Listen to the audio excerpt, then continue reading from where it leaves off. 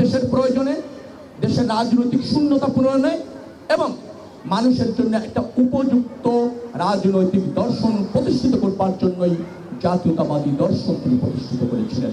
সেই নেতার ৪৫তম শাহাদত বার্ষিকী আছে। ৩.৫ বছরে বাংলাদেশ স্বনির্ভর হয়েছে, গণতন্ত্র ফিরে এসেছে, উৎপাদনমুখী হয়েছে, তারপর বাজেট দ্বিগুণ হয়েছে।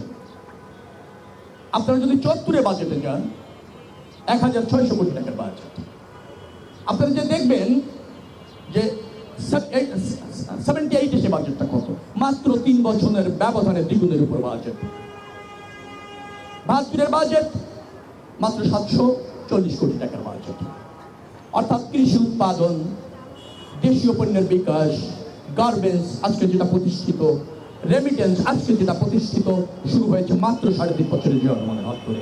সেই নেতার ৪৫তম শাহাদত বার্ষিকী আমরা পালন করছি। আমার আহ্বানে একটি, নেতা নাই, আদর্শ রয়েছে। নেতা নাই, যোগ্য নেতৃত্ব রয়েছে তারেক রহমান।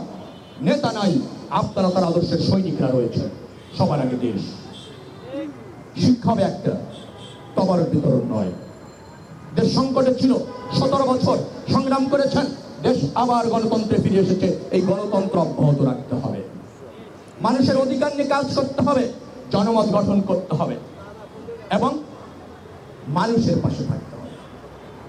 রাজনীতি কর্তৃত্ববাদী নয়, রাজনীতি প্রভাব বিস্তারের নয়, রাজনীতি আধিপত্য প্রতিষ্ঠান নয়, রাজনীতি সেবা। সেভাবে জাতীয়তাবাদী দল কলাবাগান থানার নেতৃবৃন্দের প্রতি আমার আহ্বান থাকবে, সংকট এখনো শেষ হয়নি।